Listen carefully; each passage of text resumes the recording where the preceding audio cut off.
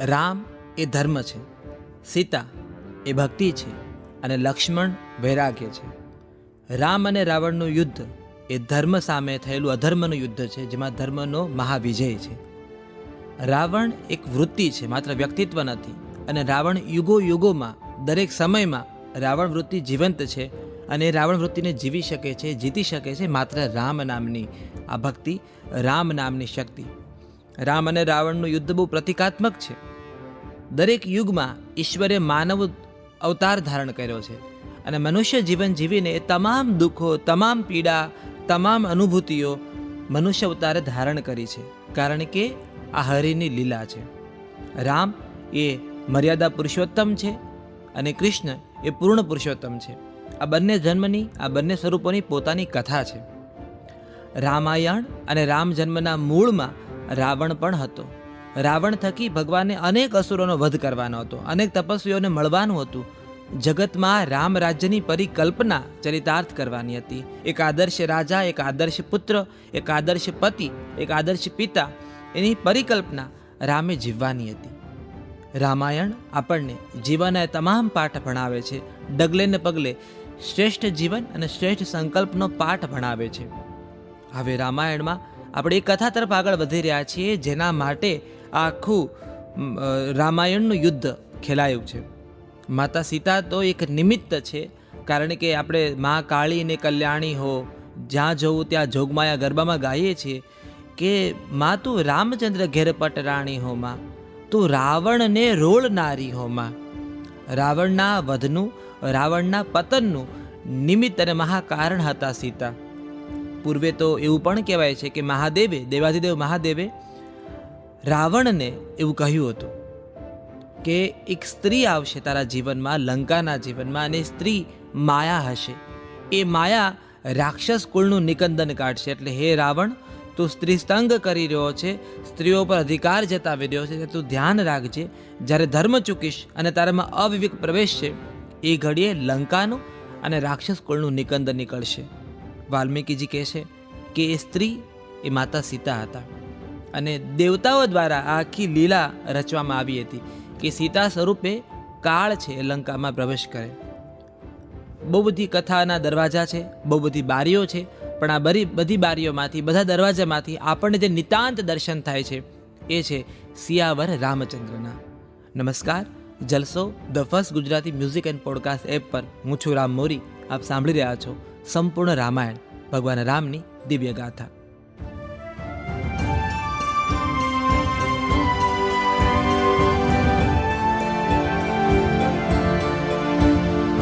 કણ કણમાં ક્ષણ ક્ષણમાં રામ નામ મહાન.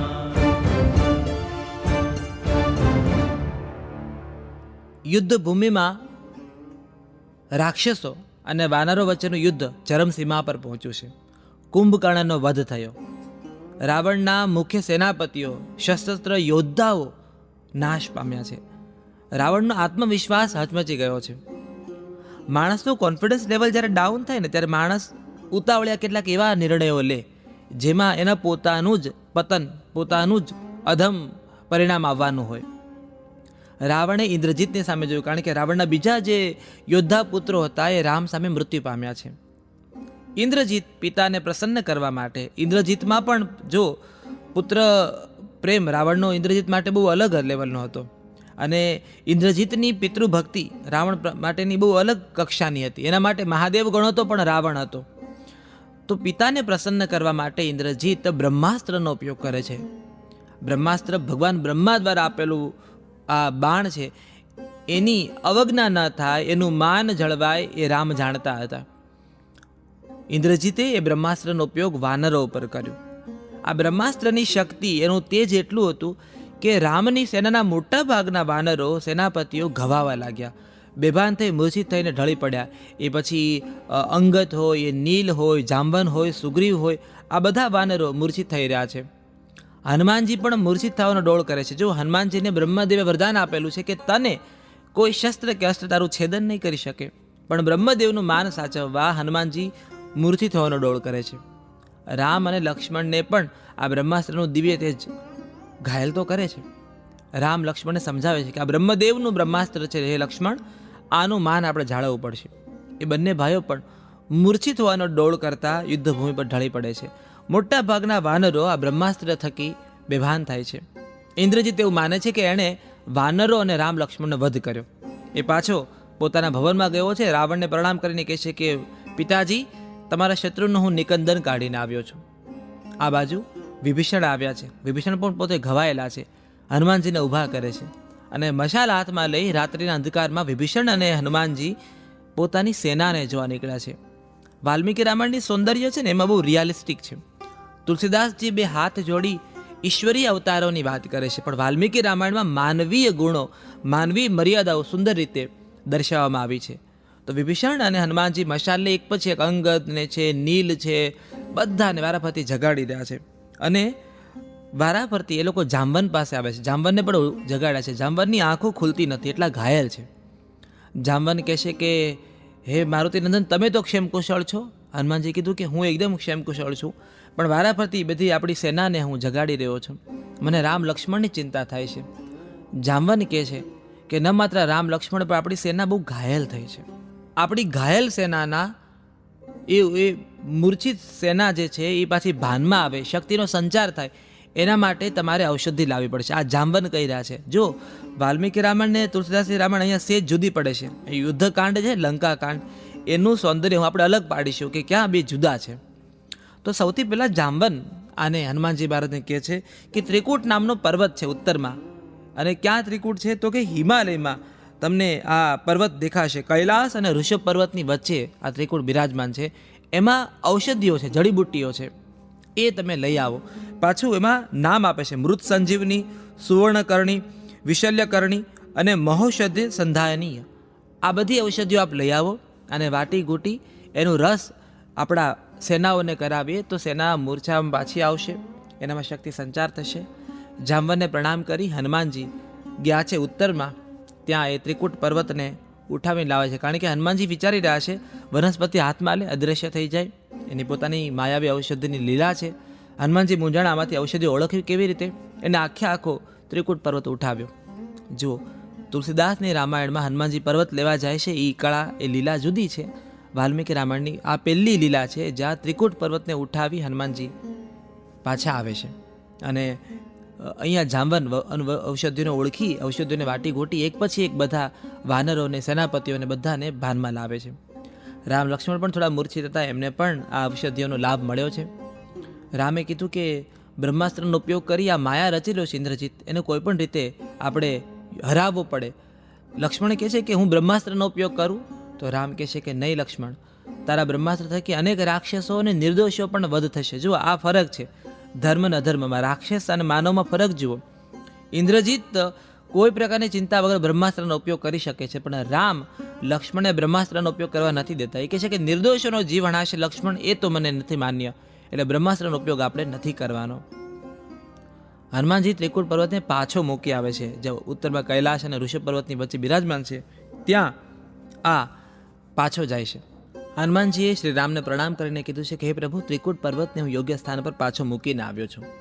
હવે વિભીષણ કહે છે કે રાવણના મોટા ભાગના સેનાપતિ અને જે સશક્ત યોદ્ધાઓ છે એ નાશ પામ્યા છે. હવે આપણે લંકામાં પ્રવેશ કરીએ.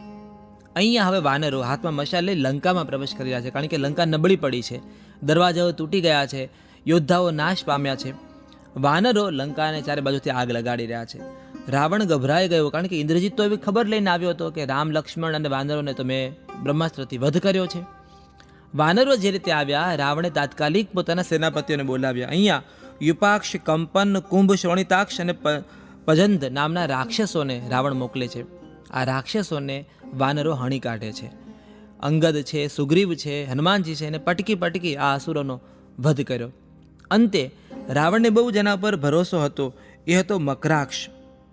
આ મકરાક્ષ છે ને, એની પાસે ભગવાન શિવનું ત્રિશૂળ હતું. એ ત્રિશૂળ પ્રકારનું જે શસ્ત્ર એની પાસે હતું, એનો ઉપયોગ એને વાનરો પર કર્યો.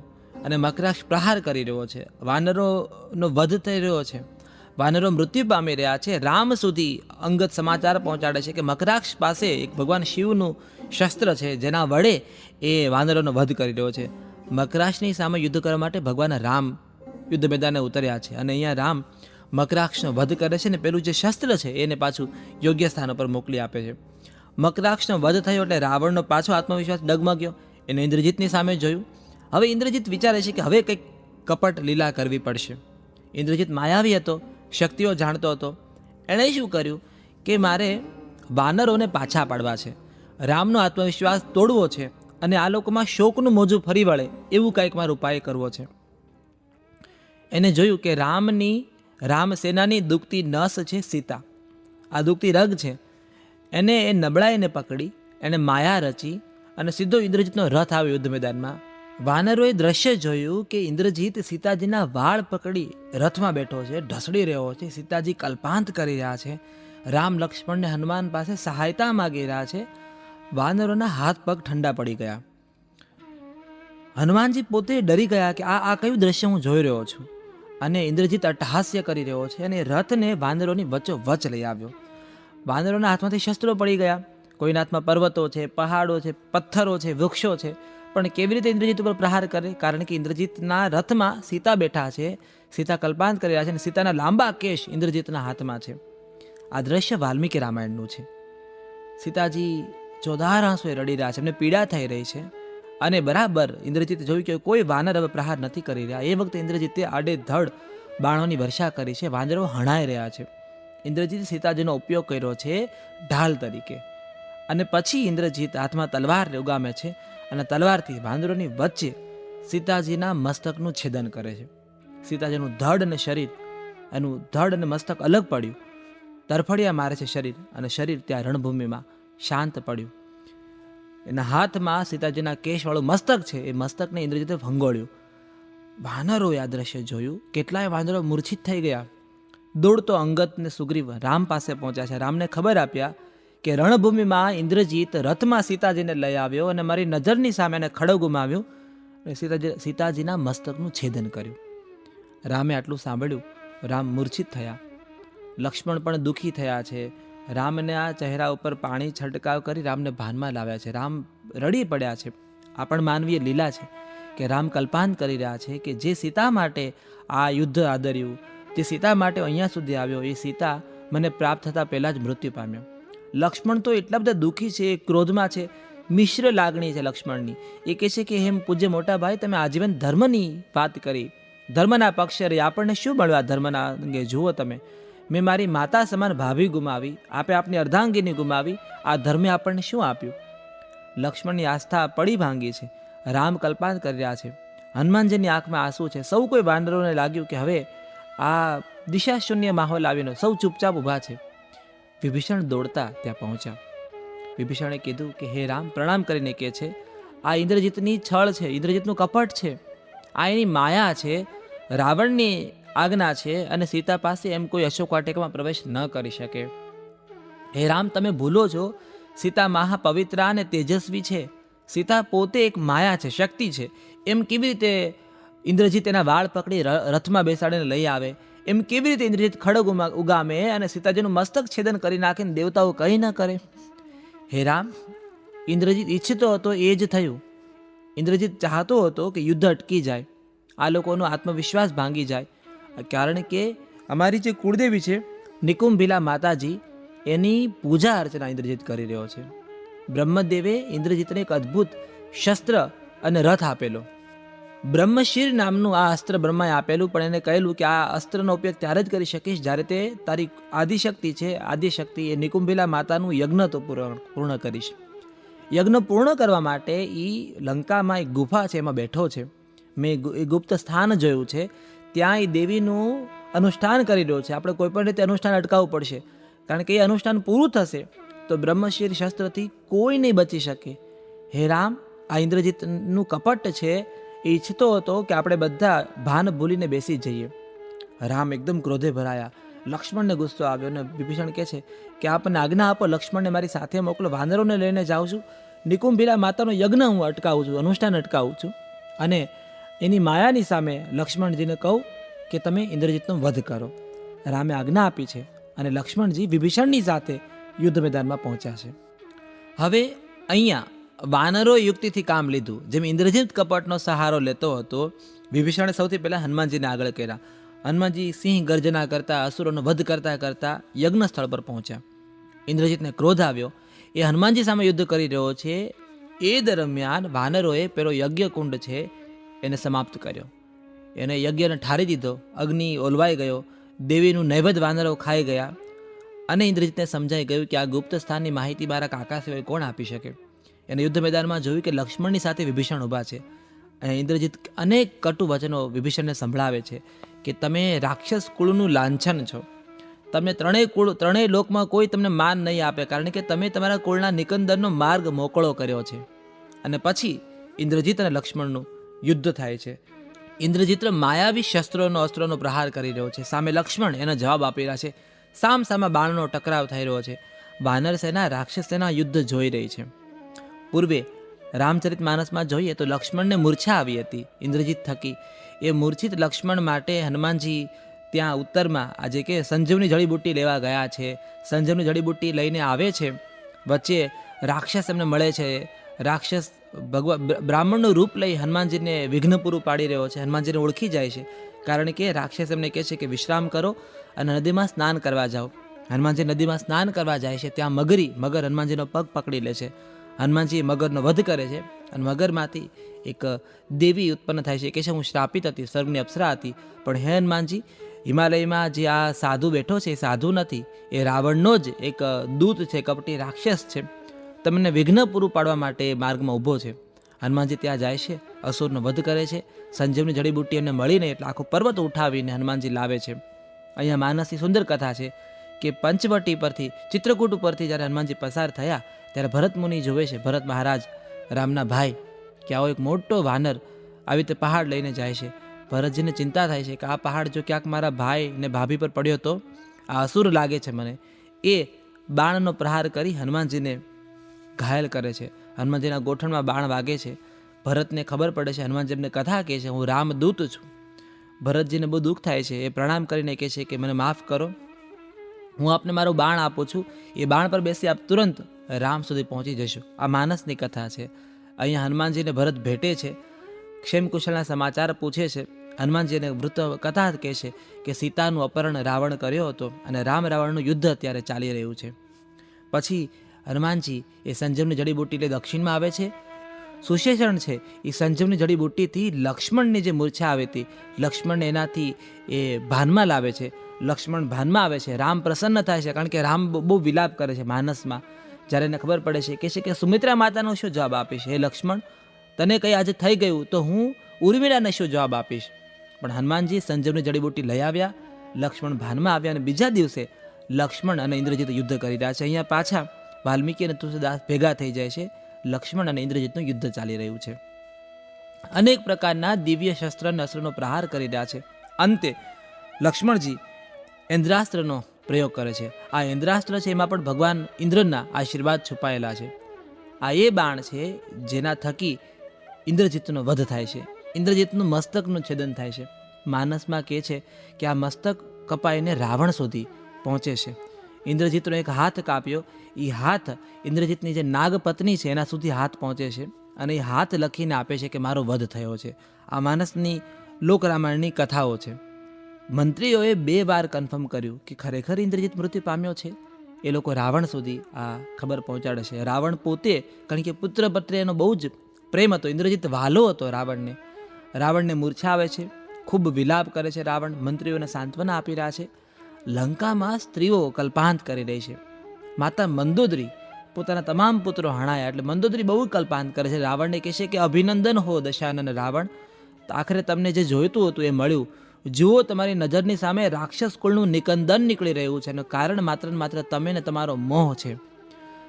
મંદોદરી અનેક કટુ વચનો અહીંયા રાવણને સંભળાવે છે. રાવણ જુએ છે કે આખી લંકા નગરી કલ્પાંત કરી રહી છે. સ્ત્રીઓ પોતાના સૌભાગ્ય ચિહ્નો લૂછી રહી છે, ભૂંસી રહી છે, ચૂડીઓ તોડી રહી છે. સ્ત્રીઓ કલ્પાંત કરે છે, નાની બાળકીઓ કલ્પાંત કરે છે, વડીલો વૃદ્ધો રડી રહ્યા છે. લંકામાં શોકનું વાતાવરણ જોયું અને રાવણને ક્રોધ આવ્યો. રાવણે નક્કી કર્યું કે આ તમામ નિકંદનનું કારણ, લંકાના શોકનું કારણ સીતા છે. હું સીતાનો જ વધ કરું. એટલે તાત્કાલિક રથમાં બેસી અશોક વાટિકામાં આવે છે. ખડગ લઈ સીતા સુધી પહોંચે છે. તો રાવણનો મંત્રી સુપાશ્વ છે એ પહોંચે છે, રાવણને રોકે છે. રાવણને કહે છે કે હે દશાનન, તમે જો સીતા ઉપર હાથ ઉઠાવશો તો ત્રણેય લોકમાં તમારી નિંદા થશે. આજીવન તમે જે કમાયા છો, તમારી જે કીર્તિ છે એ અપકીર્તિ થશે, તમારું યશ છે એનો નાશ પામશે. તમે સીતા ઉપર પ્રહાર ના કરો. તમને જો ક્રોધ હોય તો રામ સામે પ્રહાર કરો. રાવણનો આત્મવિશ્વાસ તૂટી ગયો હતો. રાવણ જાણતો હતો કે હવેનો કાળ નજીક આવ્યો છે. માનસનો રાવણ છે ને એ બહુ રિયાલિસ્ટિક છે.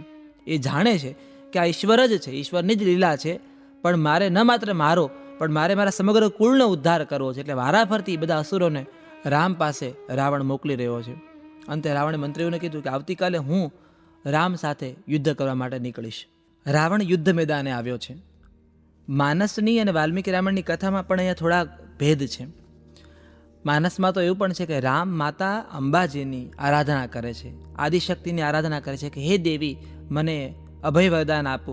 અને અભયા માતા એક અભય બાણ રામને આપે છે, કહે છે કે આ અભય બાણ થકી, આ અભય વરદાન થકી રાવણનો વધ થશે. ભગવાન ઇન્દ્ર આવ્યા છે, પોતાના રથને સારથીને, માતલી એનો સારથી છે, એ રામને સોંપે છે, કહે છે કે આ દિવ્ય શસ્ત્રને અસ્ત્ર, આ બાણનો ઉપયોગ કરો અને આપ રાવણ સાથે યુદ્ધમાં ઉતરો. દેવતાઓ રામની પૂજા કરે છે. ઋષિમુનિઓ આજના દિવસની રાહ જોઈ રહ્યા છે, કારણ કે આજે રામ અને રાવણ યુદ્ધમાં સામસામે આવી રહ્યા છે. વાલ્મીકી રામાયણમાં લખાયું છે કે રાવણ જ્યારે યુદ્ધ કરવા આવ્યો ત્યારે તમામ પ્રકારના અપશુકન એને થયા છે. એનું ડાબું નેત્ર ફરક્યું છે, ડાબું અંગ ફરકી રહ્યું છે, એના રથની ઉપર સમડીઓ ઉડી રહી છે, કાગડાઓ બોલી રહ્યા છે. એ રાત્રે રાવણને સ્વપ્ન પણ એટલા જ ભયંકર આવ્યા છે. રાવણ જોઈ રહ્યો છે કે એના ઘોડાઓ પાછલા પગે પાછા આવી રહ્યા છે. એ સારથીને કહે છે કે તું રણભૂમિમાં લઈ જા, પણ ઘોડાઓ કોઈ પણ રીતે રથ ખેંચીને યુદ્ધભૂમિમાં જવા તૈયાર નથી. આ તમામ પ્રકારના સંકેત છે રાવણ માટે કે આજે એનો પરાજય નિશ્ચિત છે. પણ રાવણ છે અભિમાનમાં રાચેલો, એણે વાનરો ઉપર પ્રહાર કર્યા. સૌથી પહેલાં એના જે વિરૂપાક્ષ ને મહોદર બે જે મંત્રીઓ હતા એ પણ યુદ્ધ કરી રહ્યા છે.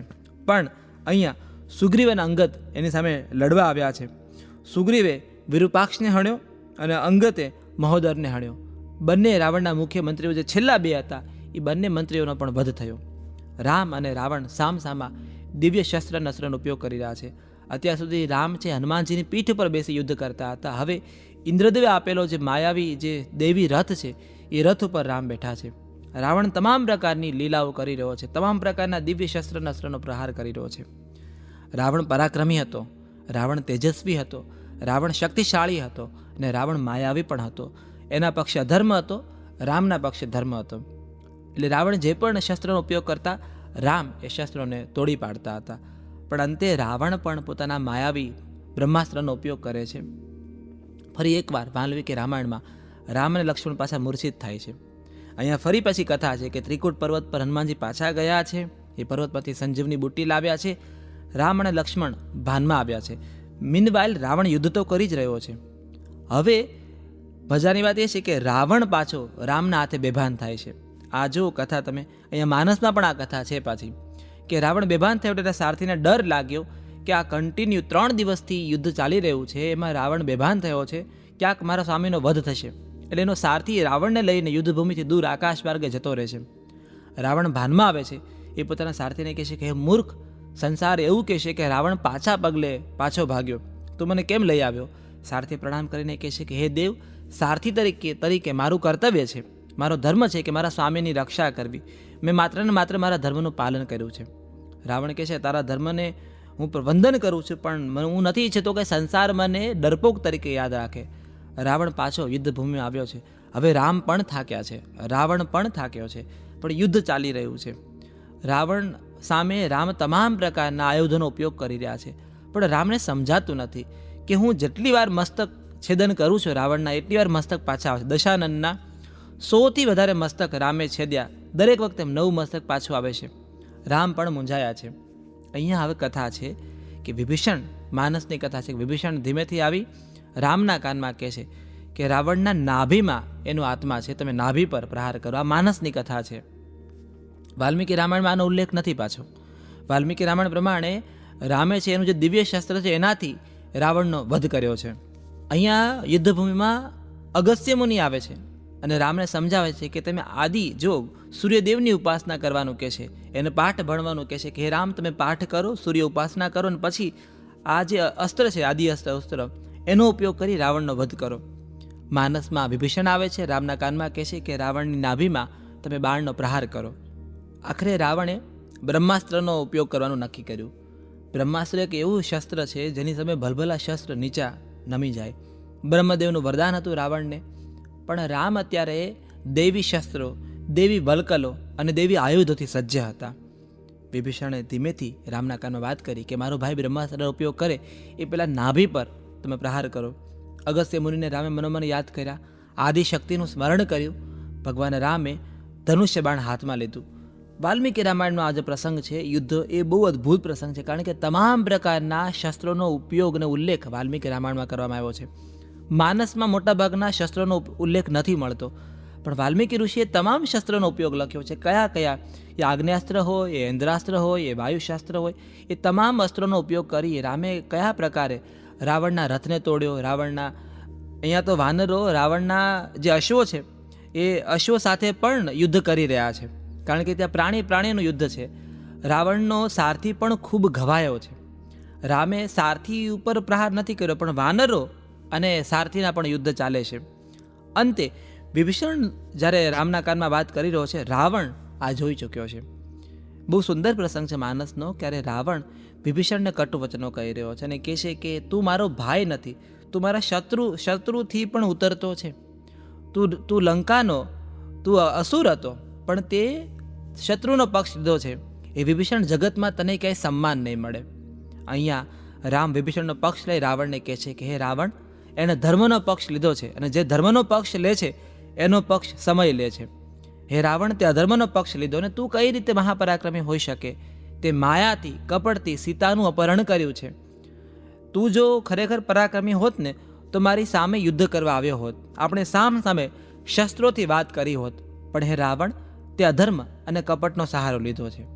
અહીંયા વિભીષણના કહેવા પ્રમાણે રાવણના નાભી પર રામે પ્રહાર કર્યો છે. માનસમાં વર્ણન છે કે રાવણ જેમ મહાપર્વત જમીન પર ઢળી પડતો હોય એમ નાભી પર પ્રહાર થવાથી રાવણ ધરતી પર ઢળી પડ્યો છે. એના મસ્તકના છેદન જેટલી વાર રામે કર્યા હતા એ માયા નાશ પામી, કારણ કે રાવણની તમામ શક્તિ, રાવણની તમામ માયા એના નાભી કેન્દ્રમાં હતી. આપણે જ્યારે સમાધિ ઉપર બેઠા હોઈએ ને, આપણે યોગ કરીએ છીએ, ત્યારે યોગીઓ એવું કહે છે કે આપણી તમામ શક્તિ આપણા મસ્તકના મધ્ય ભાગમાં અને નાભીમાં સંચિત થતી હોય છે. એટલે નાભીનો એ જે પાવર છે એ રાવણ યોગ થકી કેળવી ચૂક્યો હતો. એ નાભી કેન્દ્ર પર, એ યોગ કેન્દ્ર પર રામ પ્રહાર કરે છે. રાવણ ધરતી પર ઢળી પડ્યો છે. રાવણનું શરીર નિષ્પ્રાણ થયું એ જાણીને રાક્ષસોની હિંમત તૂટી ગઈ. આમ પણ મોટાભાગના રાક્ષસો હિંમત હારી ચૂક્યા હતા. મંદોદરી સુધી આ ખબર પહોંચે છે. કલ્પાંત કરતી મંદોદરી રણભૂમિમાં આવે છે. માનસમાં હજુ રાવણ જીવતો છે, મૃત્યુની નજીક છે, પણ હજુ વાલ્મીકી રામાયણમાં રાવણ મૃત્યુ પામ્યો છે, પણ માનસમાં રાવણ હજુ જીવિત છે. અહીંયા સુંદર કથા છે કે રામ લક્ષ્મણને કહે છે કે હે લક્ષ્મણ, રાજધર્મ કોને કહેવાય, એક રાજા કોને કહેવાય, એ પાઠ તારે રાવણ પાસેથી શીખવાના છે. તું જા અને રાજધર્મનો ન્યાય રાવણ પાસે શીખીને લાવ. જો તમે લક્ષ્મણને રામ મોકલી રહ્યા છે. માનસમાં સુંદર વર્ણન છે, લોકરામાયણની પણ પ્રસંગ છે કે લક્ષ્મણ ગયો રાવણ પાસે અને કહે છે કે હે દશાનન રાવણ, મારા ભાઈએ મને રાજધર્મના પાઠ તમારી પાસે ભણવાના કયા છે, આપ મને કહો. રાવણ કશું બોલતો નથી. મંદોદરીના ખોળામાં રાવણનું માથું છે, એની આંખો બંધ છે, ધીમા ધીમા શ્વાસ ચાલી રહ્યા છે. રાવણ કોઈ જવાબ નથી આપતો. એટલે લક્ષ્મણ પાછો રામ પાસે આવીને કહે છે કે ભાઈ, રાવણે કોઈ જવાબ નહીં આપ્યો. તો રામ સ્મિત કરીને કહે છે કે તું ક્યાં ઊભો હતો? તો કે હું એના મસ્તક પાસે ઊભો હતો. ત્યારે રામ કહે છે, જ્યારે યાચના હોય ને કશું પ્રાપ્ત કરવાનું, ત્યારે ચરણ પાસે ઊભા રહો. જો મહાભારતનો પેલો પ્રસંગ યાદ આવે ને, જ્યારે દુર્યોધન ને અર્જુન કૃષ્ણ પાસે નારાયણની સેના માંગવા આવેલા, ત્યારે સૌથી પહેલો દુર્યોધન આવેલો, પણ દુર્યોધન ભગવાન કૃષ્ણના મસ્તક પાસે ઊભો રહ્યો. અર્જુન મોડો આવ્યો તો પણ અર્જુન પગ પાસે ઊભો રહ્યો. કૃષ્ણની આંખ ખુલી જ્યારે કૃષ્ણે સૌથી પહેલો અર્જુનને જોયો. દુર્યોધન બોલ્યો કે હું પહેલાં આવ્યો છું, એટલે પહેલો માગવાનો અધિકાર મારો છે. તો કૃષ્ણ કહે છે કે મારા પગ પાસે અર્જુન ઊભો છે, મારી પહેલી દ્રષ્ટિ અર્જુન પર પડી છે, એટલે પહેલો અધિકાર અર્જુનનો છે. એ વાત જુદી છે કે અર્જુને નારાયણની સેના ના માગી, એને માત્ર ને માત્ર નારાયણ માગ્યા. એવી સ્થિતિ અહીંયા રામે કીધું, લક્ષ્મણ પગ પાસે ઊભો રહે, યાચના કર. આ તારો અધિકાર નથી, યાચના છે એ તારો ધર્મ છે.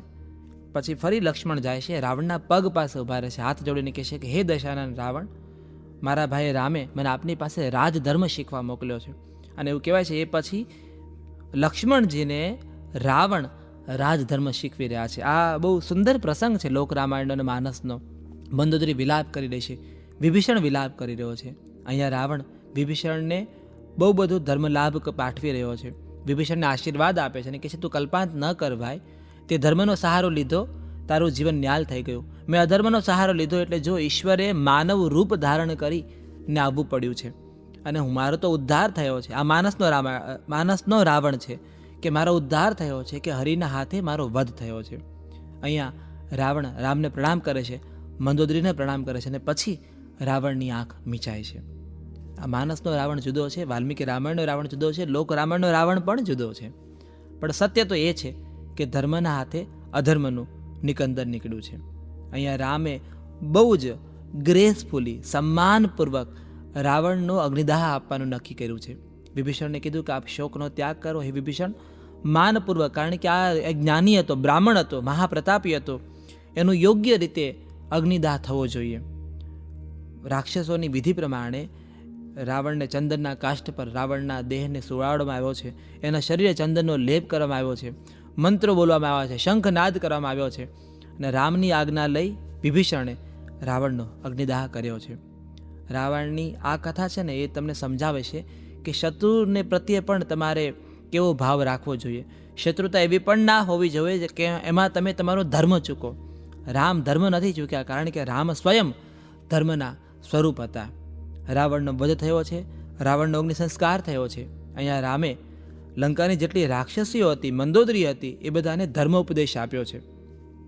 કેવી રીતે જીવન વ્યતીત કરવું, ધર્મમાં તમારી શું ફરજ છે, કેવી રીતે હવે લંકાને એક આદર્શ નગરી તરીકે સ્થાપિત કરવી, એના રામ ઉપદેશ આપે છે. આ રાક્ષસીઓએ અને મંદોદરીએ વિભીષણનો રાજા વિભીષણ તરીકે સત્કાર કર્યો છે. વિભીષણની આંખો ભીની છે, એના મસ્તક પર રામે લંકાનો મુગટ પહેરાવ્યો છે. હવે રામને ઉતાવળ છે સીતા સુધી પહોંચવાની.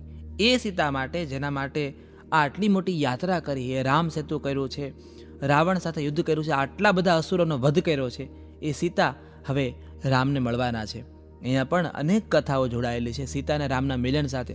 બહુ બધી ફિલોસોફી પણ જોડાયેલી છે. પણ એ પ્રસંગ બહુ દિવ્ય છે. એ પ્રસંગ અનેક વાદ વિવાદો અને વિસંગતતાઓથી ભરેલો છે. એ પ્રસંગની આપણે વાત કરવાના છીએ. રામ અને સીતાનું પુનઃ મિલન થવાનું છે એ કથા આગળના એપિસોડ ઉપર. સીતારામ, આ શબ્દમાં સીતા હંમેશા આગળ રહ્યા છે, કારણ કે રામે પોતાની પહેલાં સીતાનું સ્થાન નક્કી કર્યું છે. સીતાની શ્રેષ્ઠતા રામે સ્વીકારી છે. સીતા અપૂર્ણ રામને પૂર્ણ બનાવે છે એવું રામ માને છે. એટલે સીતારામ બે નામ નહીં કરતા એક આખું પૂર્ણ સ્વરૂપ છે. જગતમાં સીતારામ એ આદર્શ લગ્ન જીવનનું દ્રષ્ટાંત છે. આપણે ત્યાં તો લગ્ન સમયે કહેતા હોઈએ છીએ ને, તને સાચવે સીતા સતી અખંડ સૌભાગ્યવતી, તને સાચવે પાર્વતી અખંડ સૌભાગ્યવતી. તો આ એ સીતા જે અખંડ સૌભાગ્યવતીને આશીર્વાદ આપે છે, જે અખંડ સૌભાગ્યનું સમાનાર્થી છે, કારણ કે સીતાને વૈધવ્ય નથી આવ્યું. તો આ સીતારામની કથા એ રામાયણમાં છે, રામચરિત માનસમાં છે, કાગભૂષણજી મહારાજ કહી રહ્યા છે, લોક રામાયણ કહી રહી છે. આપણે ત્યાં અનેકો રામાયણ, અનેકો વર્ઝન છે રામાયણના. પણ રામ સીતાનું મિલન, પુનર્મિલન એ ફરી ફરી નવા વર્ઝનમાં આજે પણ આપણી સામે રજૂ થાય છે. આપણે તો લોકગીતો પણ કહે છે, આપણે તો લગ્ન ગીતો પણ આ કથા કહે છે. આપણે તો અધિકારપૂર્વક આપણા ભગવાનને કહી શકીએ છીએ કે મારા રામ તમે સીતાજીની તોલે ના આવ્યા. લવિંગ કેરી લાકડીએ રામે સીતાને માર્યા જો, ફૂલ કેરા દડુલીએ સીતાએ વેર વાળ્યા જો. તો આ આપણી જે કથા છે એમાં રામ ને સીતાની વાતો છે. પણ આપણે અધિકાર છે કે આપણે ઈશ્વરને એમ કહી શકીએ કે તમે મહાન તો છો, પણ સીતાની તોલે તમે નથી આવતા. આપણે સીતાના ત્યાગને, સીતાની પીડાને પહેલું પ્રાધાન્ય આપ્યું છે. આ છે આપણા ધર્મની મહાનતા, આપણા ધર્મની વિશાળતા, કે આપણો ધર્મ એક દૂધ જેવો છે. આપણે સંકેતો, ફિલોસોફી, આપણા પ્રશ્નો, આપણા મનમાં જાગતી કુશંકાઓ, આપણા મનમાં જાગતા પ્રશ્નો, એ સાકરને એ ધર્મના દૂધમાં ઉગાડી શકીએ છીએ. આ સનાતન ધર્મની, આ હિન્દુ ધર્મની એનું આ સૌંદર્ય છે કે આપણે આપણા ઈશ્વરની સામે પ્રશ્ન ઊભો કરી શકીએ. કદાચ અન્ય ધર્મમાં આ અનુમતિ નથી કે તમે તમારા ઈશ્વરની સામે, પરમપિતાની સામે પ્રશ્ન કરી શકો. પણ સનાતન ધર્મનો બહુ મોટો વિચાર છે સ્વીકાર. સાંભળે છે, સાંભળીને જવાબ આપે છે. અને એ જ તો રામના આખા અવતારની લીલા છે. રાવણનો વધ થયો છે. હવે રામ રાજ્ય તરફ આપણે આગળ વધવાના છે. યુદ્ધકાંડ, લંકાકાંડ હવે પૂર્ણ થઈ રહ્યો છે. ત્યારે સીતારામનું મિલન એ આત્માને શાંતિ આપનારું છે. આપણા ઉદ્વેગોને શાંત પાડી દે. તમને એવું લાગે કે ભીતરના જે દરિયાના મોજા ઉછળતા હતા એ શાંત ગંગા નદીના નીરમાં વહી રહ્યું છે. એ સીતારામને આપણે મેળવવાના છે. આસન પર બિરાજમાન સીતારામને આપણે પ્રણામ કરવાના છે. એ કથા હવે આપણે આગળ જાણીશું. રાવણનો વધ થયો, મંદોદરીનો ખૂબ વિલાપ, રાક્ષસીઓને ભગવાન રામે ઉપદેશ આપ્યો છે. દુઃખને કેવી રીતે દૂર કરવું, અહીંયા ભગવાન રામ કહે છે કે દુઃખના ઓસળ દાડા. સમય છે એ તમામ પ્રકારની આપત્તિઓ, તમામ પ્રકારની જે દર્દ છે, પીડા છે, એનું મૂળ કારણ સમય છે. સમય છે એ મળશે, એ સમયની ઔષધ એવી ફરશે કે આ પીડા ભૂલી જવાશે. પણ જો તમારી પાસે ધર્મ હશે તો એ રાક્ષસીઓ તમારા ચિત્તમાં ધર્મને ધારણ કરો, વિભીષણને રાજા તરીકે સ્વીકારો. અહીંયા માનસમાં ભગવાન રામ વિભીષણનો રાજ્યાભિષેક કરે છે. કારણ કે પ્રતિકાત્મક રાજ્યાભિષેક તો રામ રાવણનું યુદ્ધ થાય એ પૂર્વે જ રામે કર્યું હતું. સેતુબંધુ રામેશ્વરમની જે સ્થાપના ભગવાન રામે કરી છે એમાં પણ કેટલી સુંદર કથાઓ છે. એક રામાયણની કથા એવી છે કે સેતુબંધુ રામેશ્વરની સ્થાપના કરી યુદ્ધ પૂર્વે, તો એની પૂજા માટે બ્રાહ્મણ તરીકે રાવણ આવ્યો હતો. એટલે રાવણે પૂજા કરાવી રાવણના યુદ્ધ પૂર્વે, અને પછી સેતુબંધુ રામેશ્વરમની પૂજા થઈ. અન્ય કથા એવી પણ છે કે યુદ્ધ પૂરું થયું પછી રામ અને સીતાએ સાથે બેસીને સેતુબંધુ રામેશ્વરમ જે છે શિવલિંગ, એ જ્યોતિર્લિંગની સ્થાપના કરીને પૂજા કરી. અનેકો વર્ઝન છે, પણ રામેશ્વરમ જ્યોતિર્લિંગ સાથે રામ નામ જોડાયેલું છે એ કથા તો પ્રમુખ છે. એટલે અહીંયા ભગવાન રામે શિવની સ્તુતિ કરી છે, શિવની આરાધના કરી છે. રામેશ્વરમ જ્યોતિર્લિંગ આજે પણ ત્યાં અડીખમ ઊભું છે, અઠંગ.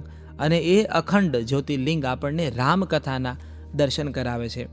રામકથાના મૂળ જ્યારે શોધવા નીકળીએ છીએ, રામકથાના પ્રમાણ જ્યારે આપણે શોધવા નીકળીએ છીએ, ત્યારે સેતુબંધુ રામેશ્વરમ જે જ્યોતિર્લિંગ છે એ હોંકારો આપીને કહે છે કે રામ અહીંયા આવી ચૂક્યા છે. તો આ રામેશ્વરમની પૂજા કરીએ છીએ. ભગવાન રામ વિભીષણનો રાજ્યાભિષેક કરે છે. અહીંયા રામ વિભીષણને એક આદર્શ રાજા તરીકેની તારી ફરજ શું હોઈ શકે એની વાતો કરે છે. ધર્મોપદેશ આપે છે અને કહે છે કે હે વિભીષણ, આપ તો અજર અમર છો, આપને મૃત્યુ નથી આવવાનું, તો સંસારમાં આપ ધર્મની સ્થાપના કરો, આ લંકા નગરી ધર્મના માર્ગે ચાલે એ કરજો. ભગવાન રામ એ પણ બાબતે બિલકુલ અજાણ નથી કે અત્યારે લંકામાં શોકનું વાતાવરણ છે.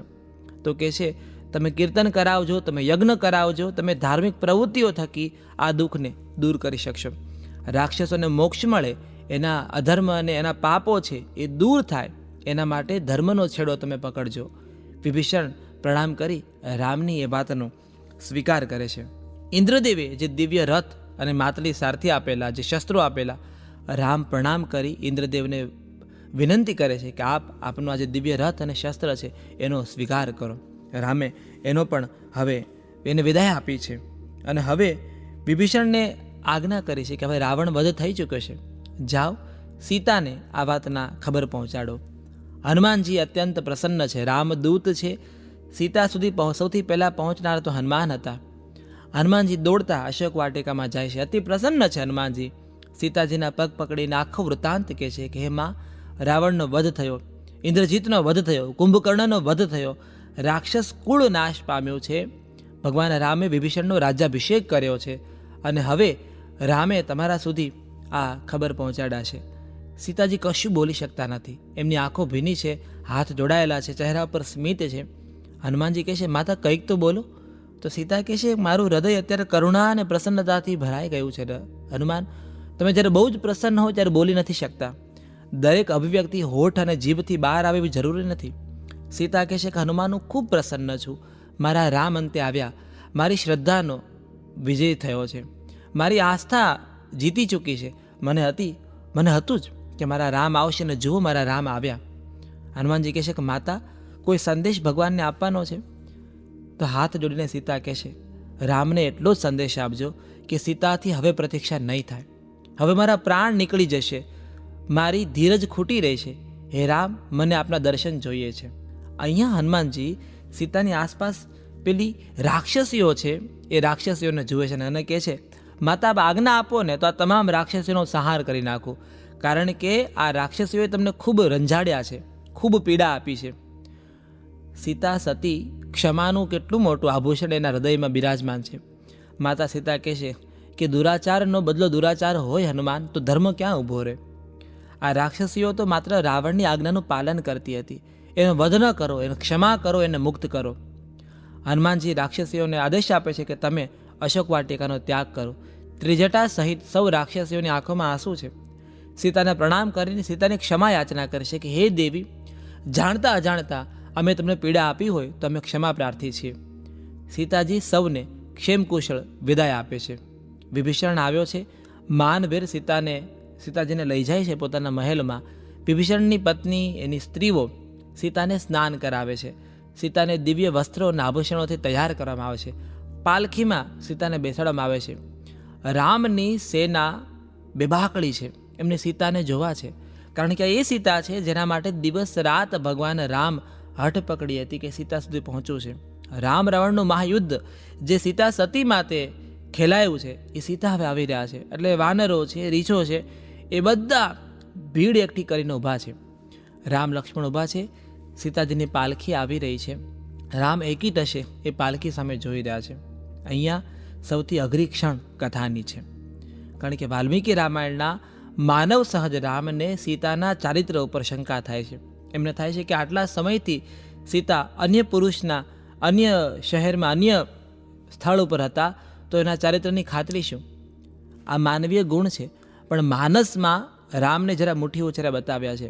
તમને યાદ કરો, આપણે પૂર્વે જે કથાની વાત કરી હતી કે રાવણ જ્યારે સીતાનું અપહરણ કરવા આવવાનો હતો, એની આગલી રાત્રે ભગવાન રામ સીતાને કહી રહ્યા છે કે હે દેવી સીતા, કાલે રાવણ આવવાનો છે તમારું અપહરણ કરવા માટે. આ ઈશ્વરનો અવતાર હતા, એ તમામ લીલાઓ જાણતા હતા, પણ તમારું તેજ, તમારી તપસ્યા એટલી પ્રચંડ છે કે રાવણ તમને હાથ લગાડશે એ બળીને ભસ્મ થઈ જશે. જો રાવણ મૃત્યુ પામશે તો આજે અસુરોનો વધ કરવાનો છે, આજે પૃથ્વીને અસુરોથી મુક્ત કરવાની છે, એ કાર્ય અધૂરું રહેશે. રામ સેતુ બનાવવાનો છે. દક્ષિણમાં જે અનેક તપસ્વીઓ ઋષિમુનિઓ રાહ જોઈ રહ્યા છે, સૌને મળવાનું છે. માટે હે સીતા, તમારી આ જે માયા છે, તમારી જે શક્તિ છે, એને વિલીન કરવાનો સમય છે. માનસની કથા પ્રમાણે કુટીરમાં અગ્નિદેવ પ્રગટ થયા છે. રામે અગ્નિદેવને વિનંતી કરી છે કે આપ સીતાનું ધ્યાન રાખો. અહીંયા જે આપણે પૂર્વે કથા કરી ચૂક્યા હતા કે છાયા અને માયા જે મૂળ સીતા હતા એ અગ્નિમાં સમાઈ ગયા છે, અને છાયા સ્વરૂપ સીતાજી છે એ અહીંયા રહ્યા છે. રામને છાયા સ્વરૂપ સીતા અગ્નિને પાછા સોંપવાના હતા અને મૂળ સીતા છે એને પાછા બોલાવવાના હતા. એના માટે રામે સીતાને રોક્યા છે અને કીધું કે હે સીતા, તમે તો લંકામાં હતા, અજાણ્યા નગરમાં અજાણ્યા પુરુષના સંગમાં હતા.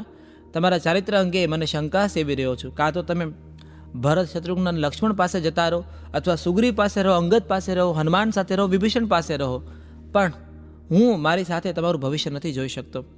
સીતા કલ્પાન કરી રહ્યા છે. લક્ષ્મણને ક્રોધ આવે છે, એ પણ દુઃખી છે. હનુમાનજીને સમજાતું નથી કે પ્રભુ આવું કેમ કરી રહ્યા છે. રામના ઇશારા ઉપર લક્ષ્મણજી સમજી ગયા. એમણે તુરંત ત્યાં કાષ્ઠ ગોઠવી અગ્નિ પ્રગટ કર્યો છે અને કીધું સીતાને કે તમારી અગ્નિ પરીક્ષાનો આ સમય છે. જુઓ, ટૂંકી બુદ્ધિમાં આપણે હંમેશા એવું માનીએ છીએ કે રામે સીતા ઉપર શંકા કરી, રામે સીતાની અગ્નિ પરીક્ષા લીધી. આ તો રામ પણ ઘણા બુદ્ધિજીવી એવું પણ બોલે છે કેમ તો 14 વર્ષ રામ પણ એકલા હતા ને, તો રામે કેમ અગ્નિ પરીક્ષા ના આપી? આ અનેક સવાલો રામાયણ ઉપર ઊભા થયા છે.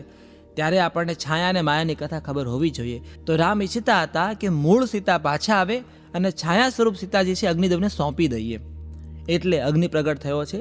સીતા પણ આ લીલા સમજતા હતા, કારણ કે પોતે મૂળ સીતા નહોતા, છાયા સ્વરૂપ હતા. રામને પ્રણામ કરે છે અને સીતા અગ્નિ પ્રવેશ કરે છે. અગ્નિદેવ પ્રગટ થયા છે, એના ખોળામાં માતા સીતા બેઠા છે. અગ્નિદેવે જે છાયા સ્વરૂપ સીતાજી હતા એને સ્વીકાર કર્યો અને મૂળ સીતા રામને પાછા સોંપ્યા છે. અગ્નિદેવે હાથ જોડીને કીધું કે હે રામ, સીતા પરમ પવિત્રા છે, એના અંતઃકરણમાં માત્ર ને માત્ર રામ નામનું સ્મરણ હતું. તમે મને જે કાર્ય માટે બોલાવ્યો હતો વનમાં, અને આપે મને મૂળ સીતા સોંપ્યા હતા, એ સીતાનું મેં ધ્યાન રાખ્યું છે. આ સીતા હું તમને પાછા સુપ્રત કરી રહ્યો છું. અહીંયા ઇન્દ્રદેવ, બ્રહ્મદેવ, અગ્નિદેવ, રામને એના હરિ સ્વરૂપની વાત કરે છે, એની વંદના કરે છે, કારણ કે રામ એ ભગવાન વિષ્ણુ નારાયણનું 7મું સ્વરૂપ છે, 7મો અવતાર છે. એની વંદના કરે છે કે આપ ખુદ વરાહ અવતાર છો, હે દેવ આપ ખુદ વામન અવતાર છો, આપે પરશુરામ બનીને ધરતીને નક્ષત્રી કરી છે. રામની નારાયણ સ્તુતિ અગ્નિદેવ કરી રહ્યા છે. રામની વંદના કરી સીતા રામને સોંપવામાં આવ્યા છે. સીતાએ રામના ચરણ સ્પર્શ કર્યા. રામે સીતાના ચહેરાને જોઈ, બંનેની આંખોમાં આંસુ છે. અને રામ વિભીષણને કહે છે કે હે વિભીષણ, સીતા મને પ્રાપ્ત થયા, આ આખું જે યુદ્ધ હતું એનો અંત મને ફળદાયી મળ્યો છે, પણ હવે 14 વર્ષ પૂરા થયા છે. ભરતે મને વચન આપ્યું હતું કે 14 વર્ષ ઉપર એક દિવસ થયો ને તો હું મારા પ્રાણનો ત્યાગ કરીશ. મારા ભાઈને ઓળખું છું, હે વિભીષણ કંઈક પણ એવું કરો કે હું જલ્દી અયોધ્યા પહોંચું. મારે મારા ભાઈ ભરત સુધી પહોંચવું છે, નહીં તો મારો ભાઈ ભરત એના પ્રાણનો ત્યાગ કરશે. વિભીષણે ભગવાન રામની આખી વાત સાંભળી અને કીધું કે હે દેવ, ભરત મુનિના જીવની ચિંતા તો મને પણ છે, કારણ કે આટલો મહાન તપસ્વી આપનો ભાઈ આપની પ્રતીક્ષા કરી રહ્યો છે. મારી પાસે પુષ્પક વિમાન છે, આપ એમાં બિરાજમાન થાવ. પુષ્પક વિમાનને તૈયાર કરવામાં આવ્યું છે. રામ, લક્ષ્મણ, જાનકી અને હનુમાનજી પુષ્પક વિમાનમાં બેઠા છે. રામે ઇન્દ્રદેવને પ્રણામ કર્યા. ઇન્દ્રદેવ ત્યાં હાજર હતા. ઇન્દ્રદેવે રામને કીધું કે હે દેવ, આપને તરફથી કોઈ આજ્ઞા ખરી?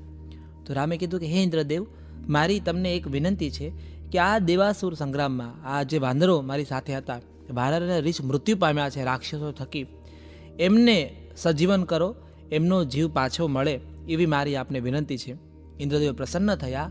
અહીંયા કથા એવી વર્ણવાય છે કે ઇન્દ્રદેવે તમામ વાંદરો અને રીછો જે મૃત્યુ પામ્યા હતા એ સૌને સજીવન કર્યા. રામે રીછોનો આભાર માન્યો છે, વિભીષણનો આભાર માન્યો છે, સુગ્રીવનો આભાર માન્યો છે, અંગદ, નીલ, જામવન સૌને ભીની આંખે રામે પ્રણામ કર્યા છે. રામનું કહેવું છે કે આપણી કયા જન્મની લેણ દેણ હશે, કે આપ કયા શ્રદ્ધા ભાવ સાથે મારી સાથે જોડાયા હતા. અશક્ય લાગે એવું એક મહાયુદ્ધ આપણે પૂર્ણ કર્યું છે. યુગો યુગો સુધી આ યુદ્ધની ટંકાર, આ યુદ્ધની કથાઓ કહેવાશે. રામ નામ સાથે રીછ અને વાનર કાયમ જોડાઈ જશે. એટલે હે વાનરો, હે રીછો, તમે મારા પર શ્રદ્ધા રાખી મારા સ્વામિત્વને સ્વીકાર્યું અને સીતાની શોધમાં આપ સૌની પ્રમુખ ભૂમિકા રહી છે, એટલા માટે હું આપનો આભારી છું. આ પણ રામ છે જે વાનર અને રીછનો આ રીતે આભાર દર્શન કરી રહ્યા છે. વાનરો કલ્પાંત કરી રહ્યા છે રીછ, કારણ કે રામને વિદાય આપી એ લોકો માટે કઠિન છે. આટલા દિવસો રામની સાથે રહ્યા હતા, એ રામ છોડીને અયોધ્યા જઈ રહ્યા છે. સુગ્રીવની આંખમાં આંસુ છે, જામવનની આંખમાં આંસુ છે, અંગત વિલાપ કરી રહ્યો છે, કારણ કે રામનો વિરહ એ તો એવું માનવા લાગ્યા હતા કે આ રામ રાત દિવસ અમારી સાથે છે, આ રામ હવે અમારા છે. જેમ અયોધ્યા માનતી હતી કે રામ હવે અમારા છે અને રામને 14 વર્ષનો વનવાસ મળ્યો છે, એમ હવે આ વાનરો માનતા હતા કે રામ તો કાયમ અમારી સાથે રહેવાના છે. વાનરોએ કીધું કે પ્રભુ, એમ તમને જવા ન દઈએ. જો મને તો કૃષ્ણ પણ યાદ આવે, ગોપીઓ જે વિલાપ કરી રહી હતી કે એમ કેવી રીતે તો ગોકુળ છોડીને મથુરા જઈ શકે. વાનરો રડી રહ્યા છે. ભગવાન રામ સૌ કોઈને સાંત્વના પાઠવે છે, લક્ષ્મણ સાંત્વના પાઠવે છે, સીતા હાથ જોડી સૌનો આભાર દર્શન કરે છે. રામ કહે છે કે રામ, રાજ્યમાં આપનો સ્વીકાર છે, આપનો સત્કાર છે ને આપનું સન્માન છે. આપ અયોધ્યામાં આવીને વસો, અયોધ્યા આપની ઋણી છે. આપ જે કોઈ વનમાં હશો, આપને અયોધ્યાનું અભય વચન છે, કારણ કે આપ રામના દૂત છો, રામના સાથીદારો છો. જો રામના સેવક નહીં, રામના દૂત છો, રામના સાથીદાર છો. એ સાથીઓ, તમારી સાથે રામ નામ જોડાયેલું રહેશે. રામ સૌને આશ્વસ્ત કરે છે. જામવન, સુગ્રીવને, અંગદને કહે છે કે આપ ક્યારેય પણ પધારો અયોધ્યા, અયોધ્યાના દ્વાર આપના માટે ખુલ્લા છે. રામ સભાના ચિત્રો આપણે જોઈએ છીએ, તેમાં હનુમાનજી પણ છે અને જામવન પણ છે અને સુગ્રીવ અને અંગદ પણ છે, કારણ કે રામ સભાના અવિભાજ્ય અંગ છે. રામે સૌને પ્રણામ કર્યા છે. પુષ્પક વિમાન આકાશ માર્ગે ઉઠ્યું છે. રામે રાક્ષસીઓનો પણ આભાર માન્યો છે, મંદોદરીને પ્રણામ કર્યા છે અને હવે રામ અયોધ્યા તરફ આગળ વધ્યા છે. હનુમાનજીને રામ કહી રહ્યા છે કે મને એવું લાગે છે કે તમારી તેજ ગતિ પુષ્પક વિમાન કરતાં વધારે ઝડપી છે. આપ જાઓ અને નંદીગ્રામમાં ભરત બેઠા છે, એમને મળો. ભરતને કહો કે રામ આવી રહ્યા છે. કથા એવું કહે છે લોક રામાયણને કે હનુમાનજી પુષ્પક વિમાન કરતાં પણ ઝડપથી ઉડતા હતા. એ સૌથી પહેલાં નંદીગ્રામમાં પહોંચે છે, ભરત મહારાજને મળે છે. ભરતને કહે છે કે હે દેવ, તમારા ભાઈ રામ, માતા સીતા અને લક્ષ્મણ પધારી રહ્યા છે અયોધ્યા. ભરત અત્યંત પ્રસન્ન છે. અહીંથી નિષાદ ગુહ રાજ છે, એને પણ હનુમાનજી મળે છે. હનુમાનજીને ખબર પાડે છે, ખબર પહોંચાડે છે કે રામ આવી રહ્યા છે. આ રામ આવે છે ને એનો ભાવ આખી અયોધ્યા સુધી પહોંચ્યો. સૌ કોઈ વતી પ્રસન્ન છે. આખી અયોધ્યાને શણગારી, ઘરે ઘરે દીવાઓ પ્રગટ્યા, લોકોએ રંગોળી બનાવી, ફૂલોથી શણગારી અયોધ્યાને. મન ભાવતા પકવાન રાંધ્યા છે, સૌએ મન ભાવતા ગમતા વસ્ત્રો ધારણ કર્યા છે. આખી અયોધ્યામાં અત્તરનો છંટકાવ થયો છે, ચંદનના લેપ થયા છે. પશુ પક્ષીઓ પણ અતિ પ્રસન્ન છે, મોર કળા કરી રહ્યા છે, વૃક્ષો નવપલ્લવિત થયા છે. રામે અગસ્ત્ય મુનિ પાસે, ભરદ્વાજ મુનિ પાસે વરદાન લીધું હતું. ભરદ્વાજ મુનિએ કહ્યું કે રામ તમને શું જોઈએ છે? તો પ્રણામ કરીને રામ કહે છે કે હું માર્ગમાં, અયોધ્યાના માર્ગમાં જઈ રહ્યો છું. વનો નવપલ્લવિત થાય. જો રામે પ્રકૃતિ માટે માગ્યું છે. રામનો અગાઉ વૃક્ષ પ્રેમ વિશે આપણે ચર્ચા કરી ચૂક્યા છીએ. રામે કીધું કે વનો નવપલ્લવિત થાય, પ્રકૃતિ સમૃદ્ધ થાય, એ વરદાન તમે મને આપો. ઋષિ પ્રસન્ન છે ને કહે છે કે જે આવો નાયક હોય, આવો રાજા હોય, ત્યાં રામ રાજાની પરિકલ્પના જરાય અધૂરી કે ખોટી નથી. અહીંયા આખી અયોધ્યા આનંદ મંગલ ગાઈ રહી છે. રામ આવી રહ્યા છે. ત્રણેય માતાઓ કૌશલ્યા, સુમિત્રાને કૈકેયીને ખબર પહોંચી છે કે રામ આવી રહ્યા છે. રામે તો ખબર કેવડાવ્યા છે હનુમાનજીને કે સૌથી પહેલાં આ ખબર મારી માતા કૈકેયીને આપજો, કારણ કે માતા કૈકેયી થકી મને આ બધા સુખ મળી રહ્યા છે. આખી અયોધ્યા તૈયાર છે. પુષ્પક વિમાન પ્રવેશ્યું છે અયોધ્યાની હદમાં. ઋષિ વશિષ્ઠ પોતાના સેવકગણ સાથે ઊભા છે. મંત્રી સુમંત ઊભો છે. સૌ કોઈની આંખમાં આંસુ છે. આ ક્ષણે કૌશલ્યાને મહારાજા દશરથ પણ યાદ આવે છે કે આ ક્ષણે જો દશરથ હોત તો કેટલા પ્રસન્ન થાત કે મારા રામ અયોધ્યામાં પાછા પધાર્યા. પુષ્પક વિમાન આવ્યું, આકાશ માર્ગે અયોધ્યાના હાથ જોડાયેલા છે. પુષ્પક વિમાન ઉતર્યું. ભગવાન રામ સૌથી પહેલાં ઉતરે છે. સીતાનો હાથ પકડી ઉતારે છે. લક્ષ્મણ આવ્યા છે. હનુમાનજી હાથ જોડીને ઊભા છે. સૌથી પહેલાં રામ, લક્ષ્મણ ને સીતા માતા કૈકેયીને પ્રણામ કરે છે. રામ હાથ જોડીને કૈકેયીની સામે ઊભા છે. કૈકેયીની આંખમાં પશ્ચાતાપ છે, આંસુ છે, પીડા છે. આટલા 14 વર્ષ સુધી પોતાની જાતને કોસી રહી હતી, કારણ કે એનો પુત્ર ભરત એવું કહી ચૂક્યો હતો કે આજ પછી તું મારી માતા નહીં, હું તારો પુત્ર નહીં, કારણ કે તે સુખ નહીં, આ જીવન મારા માટે લાંછન માગ્યું છે. એ કૈકેયીને રામ પ્રણામ કરે છે. માતા કૈકેયીને રામ કહે છે કે હે માતા, હું તમારો ઋણી છું જન્મ જન્માંતર સુધી, કારણ કે તમારા થકી આ યશ કીર્તિ મને પ્રાપ્ત થઈ છે. તમારા થકી હું વાનર અને રીછને મળ્યો છું. અનેક મહાન તપસ્વી ઋષિમુનિઓ મને મળ્યા છે. અનેક વનો, વનસ્પતિઓ, આ પૃષ્ઠભૂમિ, આ પર્વતો, સમુદ્ર, કેટલા લોકોને જળ ચેતનને મળ્યો છો. એનું કારણ માત્ર તમે છો. હે માતા, હું તમને પ્રણામ કરું છું. માનસમાં કહેવાય છે કે એ સમયે આકાશ માર્ગે ઇન્દ્રદેવની સાથે દશરથ પણ હતા. દશરથની આંખમાં આંસુ હતા. રામને હાથ જોડીને કહી રહ્યા છે કે હે પુત્ર રામ, તારા વિના તો મને સ્વર્ગમાં પણ સુખ નથી. આ 14 વર્ષ તે નિષ્ઠાથી પૂર્ણ કર્યા છે. તારા પિતાનું વચન તે નિભાવ્યું છે. હે રામ, તમારો જય જયકાર હું ઋણી છું, હું ધન્ય છું કે મારા ઘરે પુત્ર સ્વરૂપે રામ પ્રગટ થયા છે. રામ અહીંયા કૌશલ્યા માતાને મળે છે. કૌશલ્યા તો રામને ભેટી પડે છે, ચોધાર આંસુએ રડી પડે છે, કારણ કે આ કૌશલ્યાની તપસ્યા હતી કે મારા રામ 14 વર્ષ સુધી ન જાણે કેટલા સંકટોની સામે લડી રહ્યા છે. હવે રામ માતા સુમિત્રા પાસે આવ્યા છે. સુમિત્રાની આંખમાં આંસુ છે. સુમિત્રા રામને કહે છે કે હે રામ, લક્ષ્મણે તને પજવ્યા તો નહોતા ને? રામ હાથ જોડીને સુમિત્રા માતાને કહે છે કે હે માતા સુમિત્રા, લક્ષ્મણ તો મારો જીવ છે, લક્ષ્મણ મારી ચેતના છે. લક્ષ્મણ વગરના રામ છે ને એ તો સૂર્યપ્રકાશ વગરના સૂર્યની વાત તમે કરો છો, સુગંધ વગરના પુષ્પની વાત કરો છો, ગીત વગરના પક્ષી છે, ઔષધિ વગરનો પહાડ છે. એમ લક્ષ્મણ વગરના રામ અધૂરા છે. લક્ષ્મણે મારી જે સેવા કરી છે એ સેવાના સદ્ગુણો એને માતા સુમિત્રામાંથી પ્રાપ્ત થયા છે. હે માતા, હું તમારો ઋણી છું, ધન્ય છો આપ કે આપે લક્ષ્મણ જેવા પુત્રને જન્મ આપ્યો છે. લક્ષ્મણે માતાને પ્રણામ કર્યા છે. માતા લક્ષ્મણના ગાલે હાથ મૂકીને કહે છે કે હે પુત્ર, હું બહુ ગર્વ અનુભવું છું કે મેં તારા જેવા પુત્રને જન્મ આપ્યો છે. ભરત હાથ જોડીને ઊભા છે. એની આંખમાં આંસુ છે. રામે ભરતને હૃદય ચાંપી લીધા છે. બંને ભાઈઓ ભેટીને ચોધાર આંસુએ રડ્યા છે. માનસમાં અહીંયા તમને રડતા રામ પણ જોવા મળે. બંને ભાઈઓ ખૂબ રડ્યા છે. ભરત મહારાજ રડતા રડતા તો મૂર્છિત થયા છે લોક રામાયણમાં, કારણ કે એ પ્રસન્નતા સ્વીકારી નથી શકતા કે મારા ભાઈ અયોધ્યામાં પાછા આવ્યા છે. ભાનમાં આવી ભરત હાથ જોડીને કહે છે કે હે પ્રભુ, તમારી ચરણ પાદુકાઓ આટલા વર્ષો સુધી રાજ કરતી હતી. હવે અયોધ્યાની રાજગાદીને રામની પ્રતીક્ષા છે. આપ અયોધ્યાનું રાજપાટ સ્વીકારો. રામે ભરતને આશ્વસ્ત કર્યા. દૂર ખૂણામાં શત્રુઘ્ન ઊભા છે. જુઓ, રામાયણનું આ પાત્ર છે ને શત્રુઘ્ન, એ બહુ જ ટેકન ફોર ગ્રાન્ટેડ લેવાય એવું છે. આપણે ક્યારેય શત્રુઘ્નની વાત કરતા નથી. પણ શત્રુઘ્નની ભૂમિકામાં બહુ મોટી હતી રામાયણમાં. નંદીગ્રામમાં જ્યારે સંન્યાસી બનીને ભરત બેઠા હતા, તપ કરતા હતા, ત્યારે અયોધ્યાને માત્ર શત્રુઘ્નએ બાંધી રાખી છે. એણે માતા કૌશલ્યાને સંભાળ્યા છે. માતા કઈ લાંછનના ભારથી મૃત્યુ ન પામે એનું ધ્યાન પણ શત્રુઘ્નએ રાખ્યું છે. પોતાની માતા સુમિત્રાને સાચવી છે, કારણ કે ભાઈ લક્ષ્મણ વનમાં ગયો છે.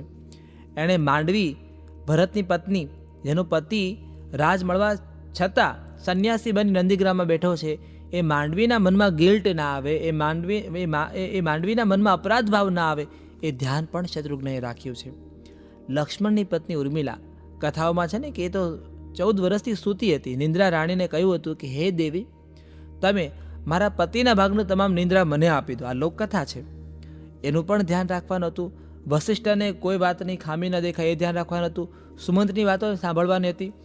અયોધ્યાનું 14 વર્ષનું મનોબળ શત્રુઘ્નએ ટેકવી રાખ્યું હતું. એ ટક્યું એનું કારણ શત્રુઘ્ન મહારાજ હતા. રામ શત્રુઘ્નને મળે છે. શત્રુઘ્ન આવી રામને પ્રણામ કરે છે, લક્ષ્મણને પ્રણામ કરે છે. રામ શત્રુઘ્નનો આભાર માને છે કે હે ભાઈ, અમારા ત્રણની ગેરહાજરીમાં તારા નાનકડા ખભા ઉપર કેટલો મોટો ભાર હતો એ હું સમજું છું. મને આનંદ એ વાતનો છે, હું પ્રસન્ન છું, કારણ કે તે રાજધર્મને બરાબર નિભાવ્યું, તે બધાને ટકાવી રાખ્યા, આ સંબંધો ટકી રહ્યા છે, એનું શ્રેય માત્ર ને માત્ર તને જાય છે. આ શત્રુઘ્નનો આભાર માનતા રામ તમને લોક રામાયણમાં અને માનસમાં મળશે. મંત્રી સુમંત અને મહર્ષિ વશિષ્ઠને પણ રામ પ્રણામ કરે છે. લોક રામાયણમાં આ પ્રસંગે જનક રાજા ઉપસ્થિત છે પોતાની પત્ની સાથે. અહીંયા જનક સીતાને પ્રણામ કરે છે. પિતા પોતાની પુત્રીને પ્રણામ કરીને કહે છે કે હે દીકરી, હું બહુ ગર્વ અનુભવું છું કે તું જનક નંદિની છે. મિથિલાનું ગૌરવ છે તું દીકરી. તે સમાજમાં પતિવ્રતા ધર્મના નવા આયામો સિદ્ધ કર્યા છે. એક તો બેન્ચ માર્ક તે ક્રિએટ કરી નાખ્યું છે.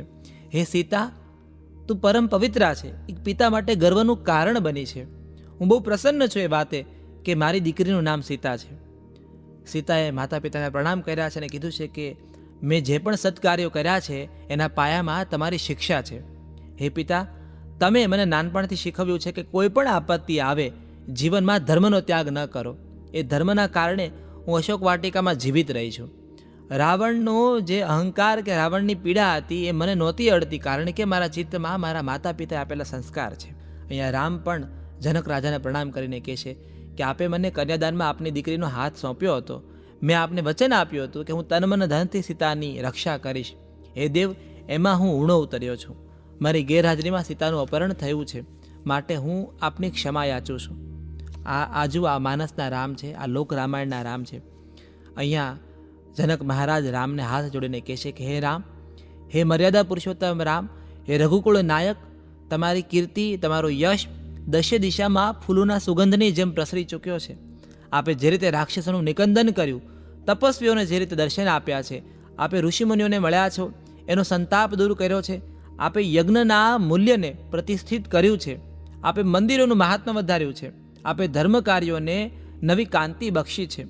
તમારા જેવો જમાય હોવ એ તો મારા જીવનનો ઉદ્ધાર છે. આ જનક અને રામના સંવાદો છે.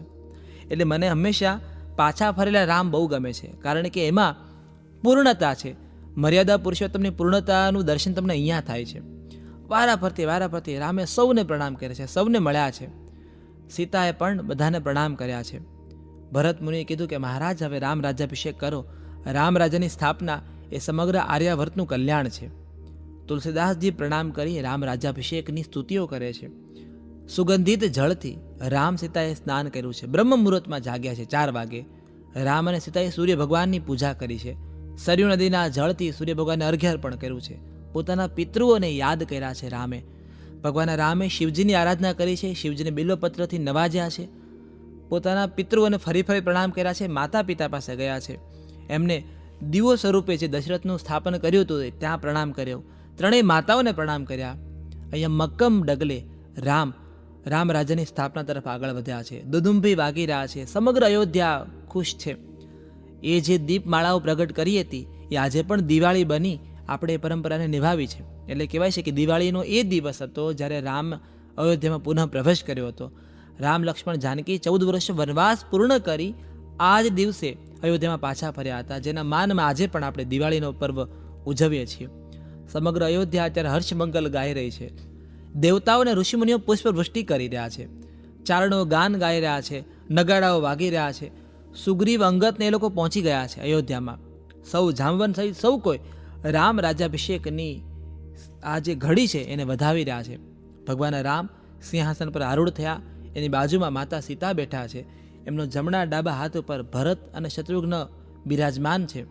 હનુમાનજી ભગવાન રામના ચરણોમાં બિરાજમાન છે.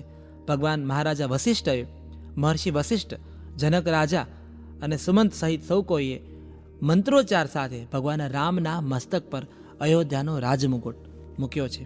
અહીંયા તુલસીદાસજી હાથ જોડીને, કરકમલો જોડીને રામ રાજ્યાભિષેકની, રામ રાજ્યની જે સ્થાપના થઈ છે એને વંદન કરે છે. અત્યારે જ્યારે આપણે 22 જાન્યુઆરી 2024 અયોધ્યાના રામ મંદિરની પુનઃ પ્રાણ પ્રતિષ્ઠા થઈ, રામલલ્લાની સ્થાપના થઈ, ત્યારે આપણે બિલકુલ કલ્પી શકીએ છીએ કે રામ રાજ્યની સ્થાપના કેવી થઈ હશે. રામનો રાજ્યાભિષેક થયો ત્યારે લોકોની સ્થિતિ કેવી હશે. મિશ્રિત લાગણી હતી. લોકો રડતા હતા, લોકો પ્રસન્ન હતા, હાથ જોડી કૃતજ્ઞતા વ્યક્ત કરતા હતા કે અમે ભાગ્યશાળી છીએ કે અમે આ ક્ષણને જોઈ શકીએ છીએ. હું માનું છું આપણે પણ ભાગ્યશાળી છીએ, કારણ કે આપણે એ ક્ષણને જોઈ શક્યા જ્યારે અયોધ્યામાં પુનઃ રામ મંદિરની પ્રાણ પ્રતિષ્ઠા થઈ. એ સુખને અયોધ્યા વારંવાર ગાઈ રહી છે, નૃત્ય ચાલી રહ્યા છે, સંગીતના નાદો ગજી રહ્યા છે, કારણ કે રામ રાજ્યાભિષેક થયો છે. રામ રાજ્યાભિષેક સાથે વાલ્મીકી મહારાજ આ ઘટનાને, આ સ્થળને અને અયોધ્યા કાંડ જે છે એને પ્રણામ કરે છે, કારણ કે લંકા કાંડ પૂર્ણ થઈ ચૂક્યો છે. રામ, લક્ષ્મણ અને જાનકી અયોધ્યામાં પુનઃ પ્રવેશ કરી ચૂક્યા છે. પણ આપણે ભૂલવું ન જોઈએ કે આપણને રામાયણની કથા કોણ કહી રહ્યું છે? આપણને રામાયણની કથા કહી રહ્યા છે લવ અને કુશ, જે વાલ્મીકીના શિષ્યો છે. વાલ્મીકી જેના આશ્રમમાં ગર્ભવતી સીતા આવ્યા હતા, એ ગર્ભવતી સીતાએ લવકુશને જન્મ આપ્યો છે. લવકુશને રામાયણ ગાતા કર્યા છે મહર્ષિ વાલ્મીકીએ, અને વાલ્મીકીના શિષ્યો રામાયણ ગાતા ગાતા અયોધ્યા આવ્યા છે. અહીંયા અયોધ્યામાં ખુદ રાજા રામે રથ લઈને જઈ રહ્યા હતા, અને બંને ભાઈઓ પાસે રામાયણ સાંભળી એટલે બંને ભાઈઓને અયોધ્યાના રાજમહેલમાં બોલાવ્યા છે. આ રાજમહેલ જ્યાં સુગ્રીવ પણ બિરાજમાન છે, અંગદ છે, જાંબવંત છે, હનુમાન છે, સુમંત છે, જનક રાજ બેઠા છે, વશિષ્ઠ બેઠા છે, ભરત, શત્રુઘ્ન અને લક્ષ્મણ બિરાજમાન છે. એવી રાજસભામાં ત્રણેય માતાઓની હાજરીમાં લવકુશ રામાયણ ગાઈ રહ્યા છે. રામાયણના દરેક પ્રસંગો, દરેક કથાઓ લવકુશ ગાઈ રહ્યા છે. લવકુશને પણ ખબર નથી કે જેની સામે અમે ગાયન કરી રહ્યા છે એ અમારા પોતાના પિતા છે. આ વાલ્મીકી મહારાજની લીલા છે, આ સમયની લીલા છે. સૌ કોઈની આંખમાં આંસુ છે, કારણ કે નાનકડા બે સુકુમારો પોતાના કોમળ અવાજે સમગ્ર રામાયણનું ગાન કરી રહ્યા છે. આપણે જલસોમાં આજે રામાયણના દરેક એપિસોડની ચર્ચા કરી અત્યાર સુધી, એ બધા એપિસોડમાં હું લવકુશનો મનોમન એટલે આભાર માનું છું, કારણ કે હું પોતે પણ અનુભવું છું કે જ્યારે આપણે લોકો વાત કરી રહ્યા છીએ, અમારા ભૂમિકાબેન જ્યારે આ રામાયણના એપિસોડ લખી રહ્યા હતા ત્યારે પણ એના બેકઅપમાં ક્યાંક ને ક્યાંક લવકુશ બેઠા હતા. હું જ્યારે રામાયણ કર્યો છું ત્યારે મારા ચિત્તમાં પણ વાલ્મીકી અને તુલસીદાસજીની સાથે લવકુશ બિરાજમાન છે. આ એ લવકુશ છે જે રામ સુધી રામકથા લઈ આવ્યા હતા. એટલે લવકુશ માટે હનુમાનજીને પ્રેમ હોવો એ બહુ જ સ્વાભાવિક છે. લવકુશની કથા બહુ દિવ્ય છે.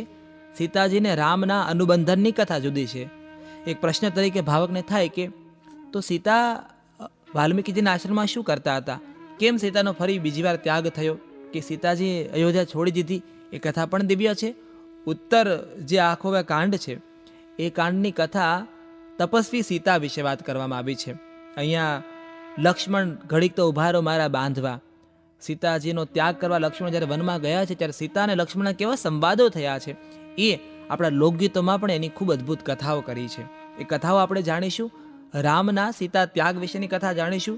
ધોબીના એ મેળાની પણ ચર્ચા કરીશું, કારણ કે લોકકથાઓમાં પણ વજન છે કે એકવાર અગ્નિ પરીક્ષા લીધા પછી સીતાની કસોટી કેમ પૂરી નથી થઈ.